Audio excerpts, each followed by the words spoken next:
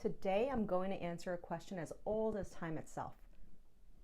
Okay, maybe not that old, but a lot of people ask me which retirement account is right for them, the Roth IRA or the traditional 401k.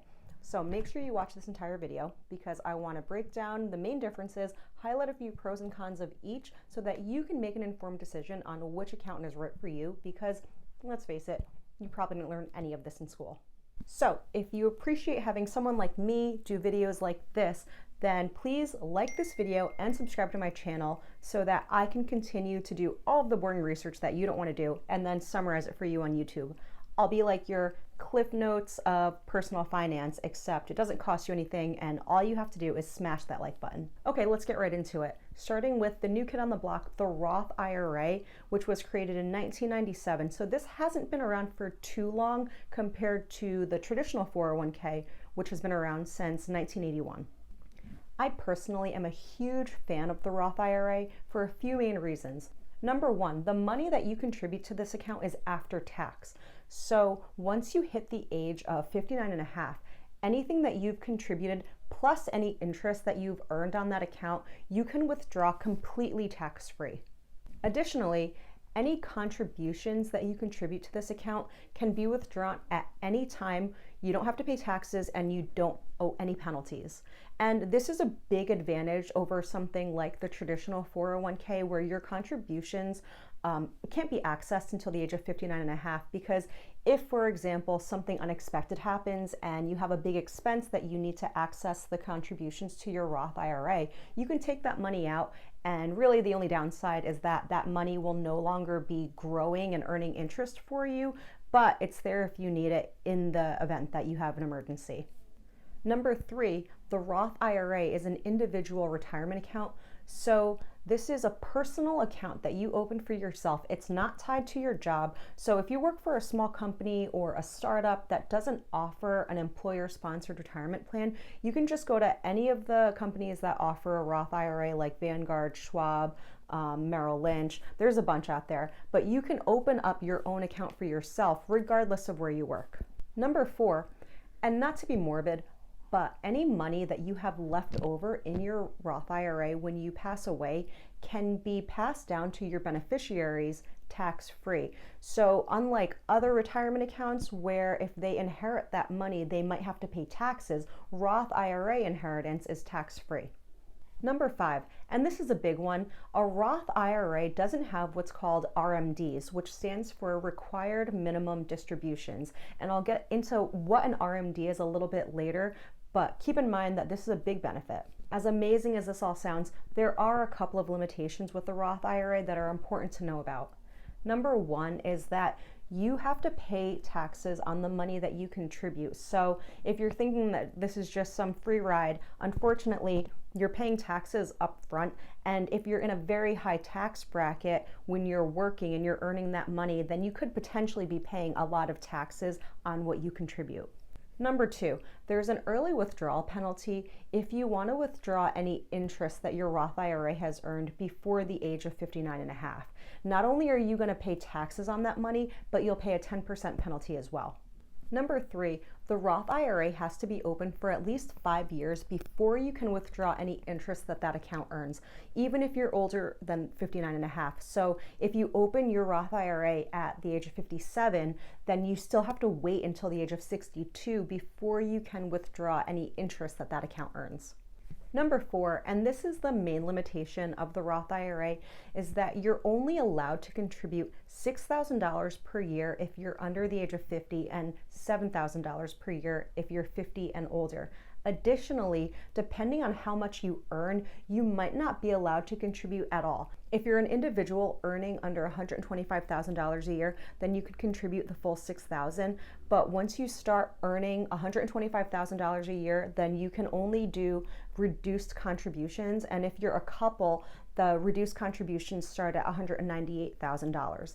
If you're single and you earn more than $140,000, and if you're a couple and you earn more than $208,000, then you're actually not allowed to contribute at all. So let's get into the 401k. And the 401k does offer a lot of benefits, which is why it's so popular. The first being that the money that you contribute is pre-tax or tax deferred, because you do eventually pay taxes on it, just not right now when you contribute it. You pay taxes when you make withdrawals in retirement, which are also called distributions. Number 2, your 401k has a much higher contribution limit, so the IRS actually lets you contribute up to $19,500, which is more than 3 times what you can contribute to your Roth IRA. Number 3 is that 401ks are traditionally invested into what's called a target date fund. So a target date fund is just named after the year that you plan to retire, and based on that target date, it will automatically rebalance what it's invested in between stocks and bonds, so that as you're younger and you're a little bit further away from retirement, it'll be a little bit more stock heavy. So that way your investments will grow a little bit faster, but it's also just a little bit more volatile. But the rationale is that when you're younger, even if there is a dip in the market, you still have time for the market to rebound and for your account to recover, versus as you get closer to retirement, it'll be invested in less stocks and more bonds, which are a lot more stable. So you might not earn as much in interest, but it's a little bit safer investments, so you don't have as much risk in losing, what's in your nest egg for when you retire. Some people might actually consider this a con, but I personally think it's a really safe investment choice, especially if you're not very familiar with investing and you just want to have a hands-off approach, just set it and forget it and know that your money is still going to be working for you and have less risk that your retirement account is going to be depleted because of a big stock market crash. Number 4, and this is probably the biggest benefit of having a 401k, is that because this is an employer-sponsored plan, your employer will probably give you what's called employee match. And what this means is that it's literally free money that your job will contribute to your 401k just for having that account. Each employer will have a different policy when it comes to their matching program. So some people will do 50 cents for every dollar that you contribute, they'll match. Sometimes it's dollar for dollar. And I've even seen some companies that do $2 or $3 that they'll contribute for every dollar that you contribute, which is a really nice perk. But there is one thing to keep in mind when it comes to your employer match, and that it's usually capped at a certain percentage. So if you contribute 10% of your salary to your 401k, then your employer might only match up to 4%. So just keep that in mind. Number 5 is your employer automatically deducts money from your paycheck into your 401k account. So it's hard to miss money that you never see. Out of sight, out of mind. Psychologically, this makes it a lot easier to contribute because it's money that you never really had to begin with, so you don't really miss it.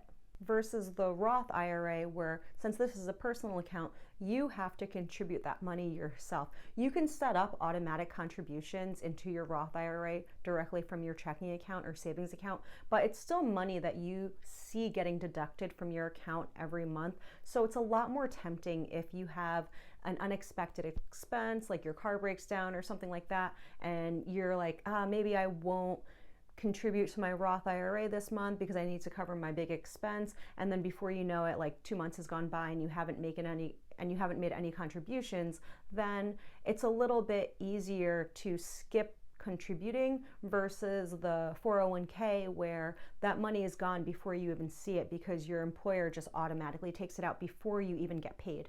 Just like the Roth IRA, the traditional 401k has its limitations. For starters, even though the money that you are contributing is pre-tax, remember I said it was tax deferred because you still eventually pay taxes on the money when you withdraw it from your account in retirement. So depending on what tax bracket you're in, you could be paying a little bit more in taxes because you're not only paying taxes on the money that you contributed, but you're also paying taxes on the interest that you've accumulated, and that's getting taxed as personal income. It's not getting taxed at capital gains, which would have been a lower rate. The number 2 con of the 401k is that if you want to access that money early, the IRS will actually not only charge you taxes, but a 10% penalty for withdrawing any money that's contributed to your 401k before the age of 59 and a half. Another limitation of the Roth IRA is that it has what's called RMDs, which are the required minimum distributions that I mentioned earlier. So starting at the age of 72, the IRS actually mandates that you withdraw a certain amount from your 401k, and that amount actually varies depending on a few different factors. I'll actually put a link in the description of how you can kind of estimate what your RMDs might be. But if you wanted to just let your money sit in that account and grow, if maybe you had other sources of income, you would still be required to start making withdrawals from your 401k, and you would have to pay taxes on the money that's being withdrawn. And finally, the 401k is considered taxable income when you pass away and your beneficiaries inherit that money. They're going to have to pay taxes on that versus the Roth IRA, where that could be inherited tax-free. So which account is better for you? It really depends on your individual situation and personal preference. For most people, and myself included, my own personal opinion is that it makes sense to have a combination of both a Roth IRA and a traditional 401k. And here's why. We have no idea what taxes are going to be in the future. We could assume that taxes will be the same, the tax rate won't go up or down, but in reality, taxes are constantly changing, so we really have no way of predicting what our tax rate is going to be in retirement.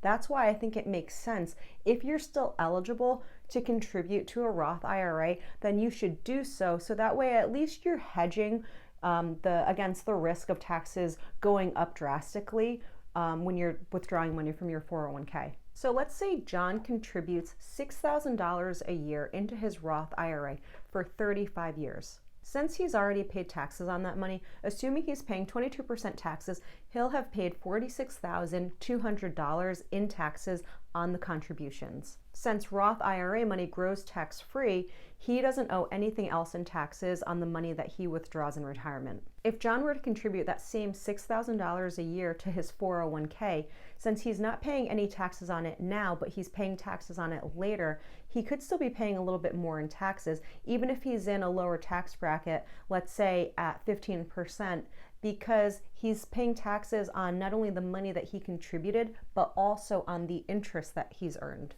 So his total tax liability on his 401k would actually be over $124,000 versus the $46,000 he paid in taxes on the Roth IRA contributions. Now, obviously, he's not paying taxes on the $124,000 all at once, but it's just the total amount that he will have paid in retirement as he withdraws money from his 401k. But like I said, we don't know what the taxes are going to be in the future, so this could work in the other direction. If some new tax laws pass that says that you only pay 5% on your retirement account, then on the money that John had saved, he would only be paying like $41,000 in taxes, which is significantly less. And that's really the risk of the whole pay taxes now versus pay taxes later, is that it really just depends on what the tax rate is in the future, which we don't know. Another big reason I recommend having a combination of both a Roth IRA and a traditional 401k is because with the Roth IRA, remember that you're limited to contributing $6,000 a year. Chances are you're going to need more money in your retirement account to live off of than you can save just through Roth IRA contributions alone. So let's look at John again. If he's 25 years old and he contributes the maximum Roth IRA contribution of $6,000 a year every year into his Roth IRA for 35 years, assuming a 7% return on his investment, he'll have $829,421.27 when he retires at the age of 60, which is still a lot of money. But if John plans on needing $50,000 a year to live off of in retirement, then he'll actually need closer to $1.25 million if he plans on living from 60 to 85. So based on what he's able to save in his Roth IRA alone, he'd actually run out of money, which would be a bummer.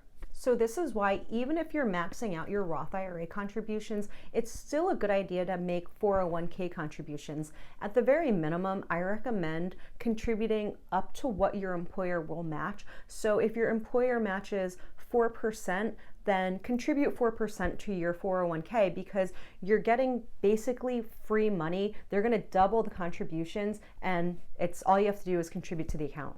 So if John makes $50,000 a year, and his employer matches 4% of his contributions to his 401k, then he should contribute that 4%, which would be $2,000 every year, because then he's basically getting a free $2,000 from his employer. So he's getting a total of $4,000 every year contributed to his 401k. Combined with the $6,000 of Roth IRA contributions that he's making every year, when he retires at the age of 60, he'll actually have over $1.3 million to live off of, which should cover all of his living expenses if he plans on living off of $50,000 a year. And keep in mind that because he has both pre-tax and after-tax money to live off of in retirement, he's only responsible to pay taxes on about $550,000, which would be in his 401k. So he could take a little bit of money from his Roth IRA every year, a little bit of money from his 401k every year, and only have to pay the little bit that he takes from his 401k. So that would significantly lower his tax responsibility in retirement. I know we covered a lot, and honestly, this is just the tip of the iceberg when it comes to the different retirement account options that you have. But ultimately, we can only make decisions on what we know today. Who knows if taxes will go up or down in the future? So by having a diverse portfolio of pre-tax and after-tax income, ultimately, you'll just have more flexibility and freedom. If you have any questions, drop them in the comments below. I do my best to respond to every comment. I'll also put a link to a retirement calculator in the description so that you can do a little bit of math and see how much you might need saved for retirement. Don't forget to smash the like button, subscribe to my channel, and turn on notifications. It really does help out the channel a lot so I can continue to bring you videos like this and answer all your personal finance questions. You can also find me on Instagram at the handle below. I'm on there pretty much daily. Thank you so much for watching, and I'll see you in the next one.